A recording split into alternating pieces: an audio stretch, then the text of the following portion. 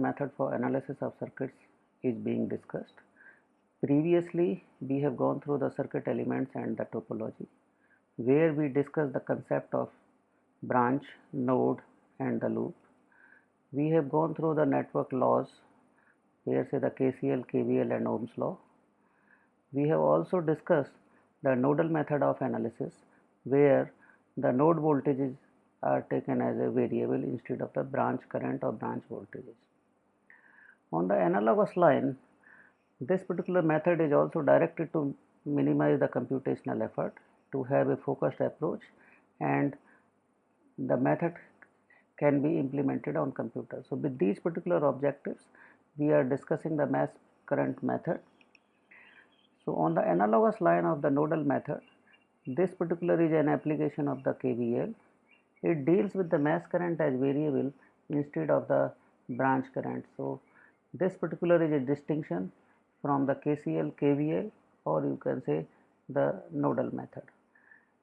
As a network topology, we discussed the number of independent loop equations are equal to the number of branches minus number of nodes minus 1. Both the loop and the mass, they refers to a closed path. So first the question arises, what is the closed path? So closed path is nothing but when say it is started with a node, traverse through element by element without crossing any of the element more than once, and then returning back to the same starting node. So that particular you can say completing a closed path or completing a circle likewise. Now both the loop and mass refers to this particular closed path, but there is a difference. So now this difference has to be understood first. So this particular is explained with the help of a simple diagram which is having a labeled A, B, C, D marking, just to suggest the path, movement and so on. So let us take the L1 path, where say it is A, B, D, A. It is going A, B, D, then A. So that is L1 is completed. L2 is B, C, D, B, and third particular L3. So this is A, B, C, then D, then A. So all these three are the closed paths, all three are the loops, but L1 and L2 are the masses. So you can say the mass is a loop that does not contain other smaller loops inside. We are considering L3, then that particular is containing L1 and L2 inside it. So that's why the L3 is a loop, that is not a mass. Now we have also defined the network topological parameters. So L is the number of independent loops, that particular is equal to the number of branches minus number of nodes minus 1. We have defined the branch as a circuit element and the node as an interconnection of two or more than two elements. So on that particular hypothesis, it is suggesting 5 elements, 4 nodes, and the number of independent loops are coming out to be 2. However, if we are looking to the interconnection like this, where say they are connected in series, so the current is common. This particular is another arrangement where the current is common. So it is imperative that for the series connected elements, we can consider them as one branch. So that particular is reducing the number of branches to the 3. Consequently, the number of nodes are also reduced to the 2. However, the number of independent loops are coming out to be same 2. So these number of independent loops are basically resulting to the number of independent loop equations needed to solve this particular circuits, and the number of masses are exactly equal to the number of independent loop equations. Now here we have to orient the circuit element current with corresponding to the mass current. So these particular mass currents are directed like I1 and I2. This is an element. So here say the element current will be exactly equal to I1. However, if suppose we are looking to this common element, we have to first define the direction. So if suppose say we are orienting likewise in the direction of I1, in this circuit element the current will be flowing from top to bottom, and that particular is suggesting the value IR3 is equal to I1 minus I2. So when say the current is directed from top, the voltage as per the Ohm's law will be VR3 with the upper terminal positive, lower terminal negative. However, if suppose say we are oriented likewise in the direction of I2, so the net current through this element will be I2 minus I1, and consequently the bottom terminal will be positive, upper terminal will be negative. So there is no distinction, difficulty as such. We can orient as per the in the direction of mass and can find out the voltages or the current through the circuit elements likewise.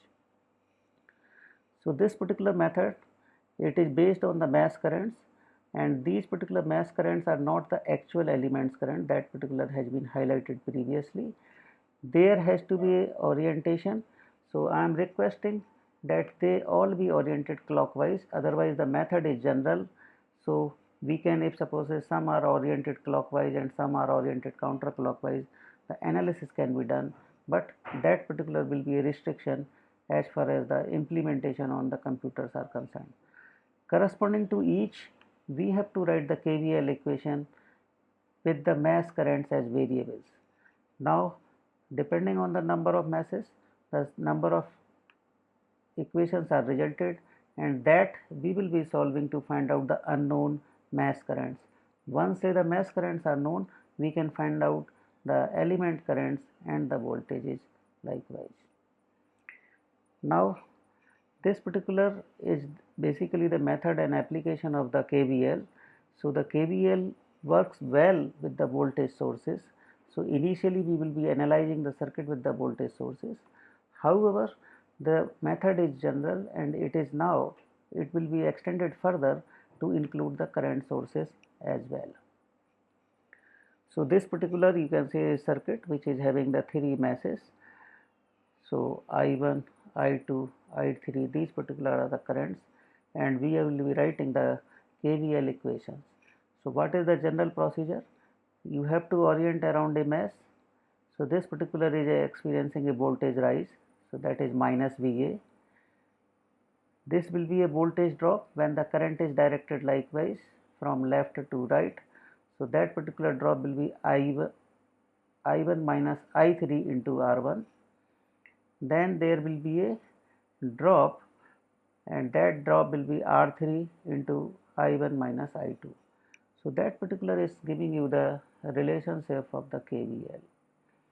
Now these particular terms are rearranged such that we will be having, say, the separate mass currents variables likewise, and there will be a multiplier factor.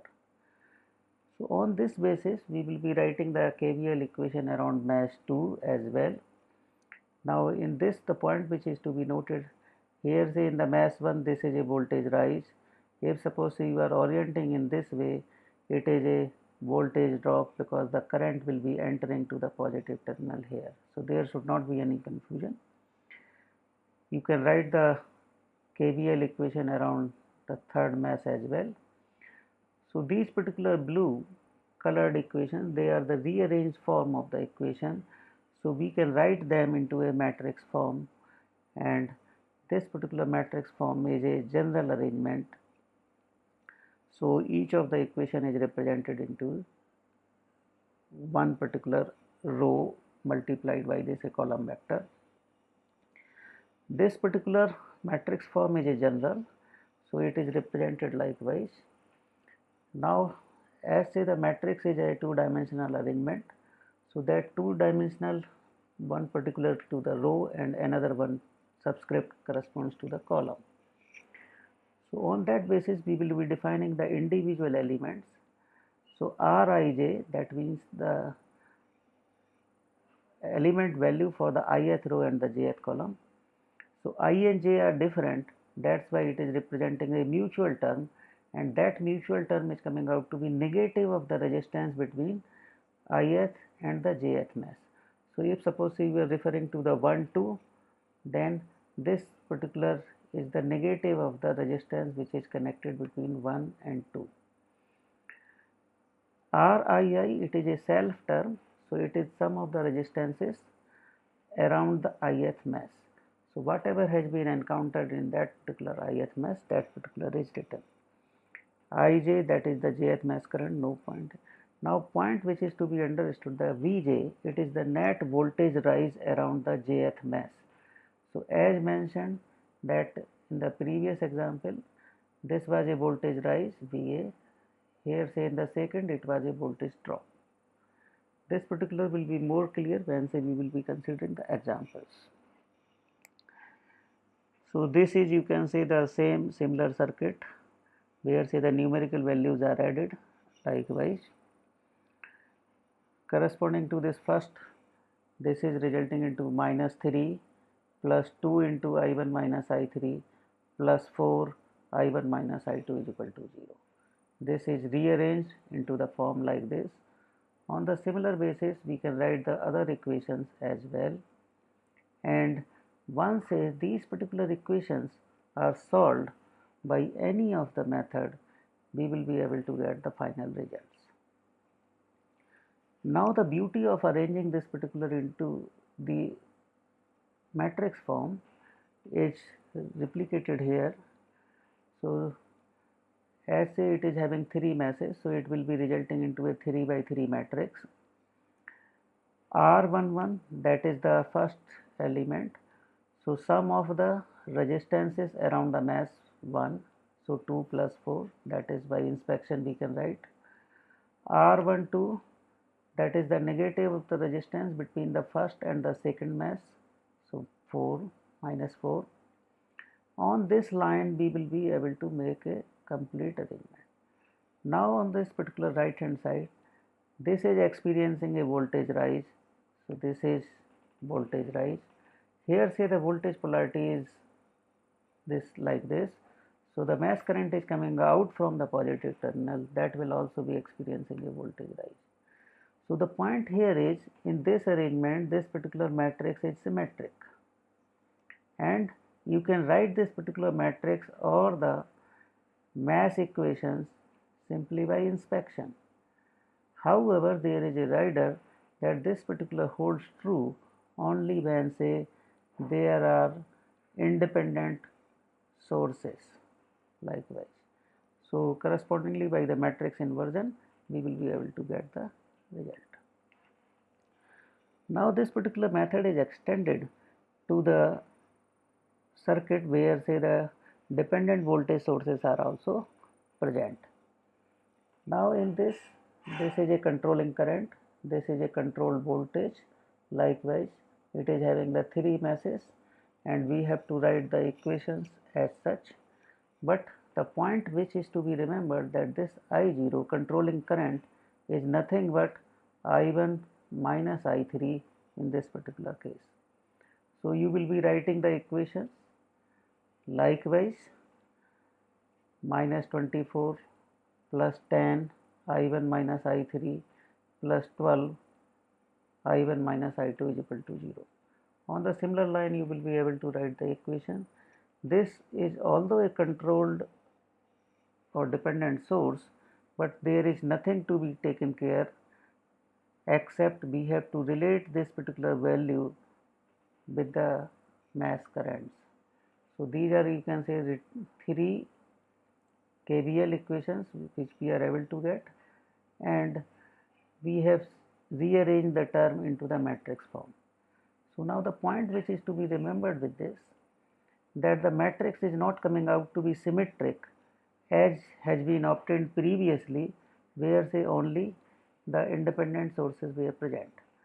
So this particular we cannot write by inspection, we have to be little careful, write the equations, do the manipulation simply by substituting this particular value with the mesh currents likewise, so on. And once say the equations are formed, we can solve it either by Cramer's rule, matrix inversion likewise.